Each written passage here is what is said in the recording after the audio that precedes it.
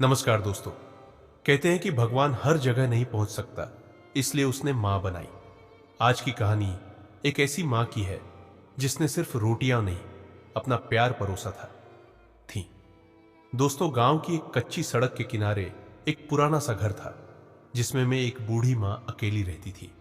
उसका बेटा राजू शहर में नौकरी करता था, जो अच्छी कमाई कर रहा था।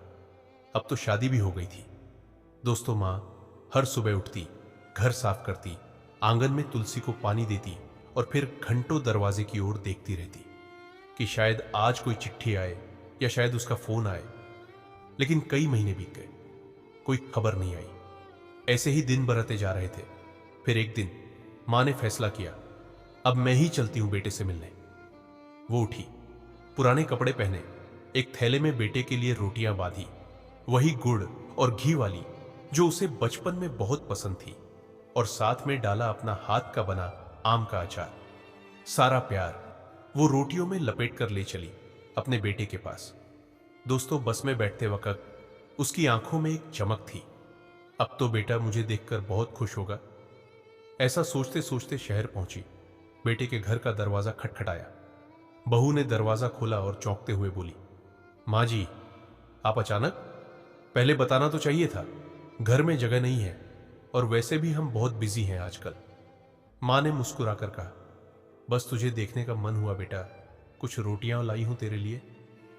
राजू बाहर आया, मां को देखा और थोड़ा हिचकिचाते हुए बोला, मां, अब ये सब गांव वाली चीजें कहां खाते हैं? यहां तो पिज्जा और बर्गर का जमाना है। मां चुप रही। वो जानती थी बेटे की दुनिया अब बदल गई है। रात को किसी ने खाने के लिए नहीं पूछा। मां चुपचाप आंगन में जमीन पर लेट गई। सुबह उठी और चुपचाप वापस गांव लौट गई। कुछ महीनों बाद एक खबर आई, आपकी मां अब इस दुनिया में नहीं रही। राजू दौड़ता हुआ गांव पहुंचा। मां की चिता जल रही थी।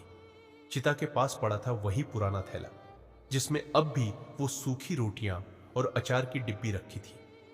राजू ने रोटियां उठाई, एक रोटी का टुकड़ा मुंह में डाला और वहीं फूट फूट कर रो पड़ा और बोला, मां, अब तुम्हारी रोटियों का स्वाद समझ आया, लेकिन बहुत देर हो गई।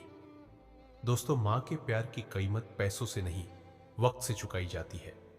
जब तक वो साथ है उसे महसूस कीजिए, क्योंकि एक दिन उसकी गोद तो रहेगी, पर सिर रखने के लिए मां नहीं होगी। दोस्तों, हमारी ये कहानी पसंद आए तो मां के लिए वीडियो को जरूर शेयर, लाइक और सब्सक्राइब करें। धन्यवाद।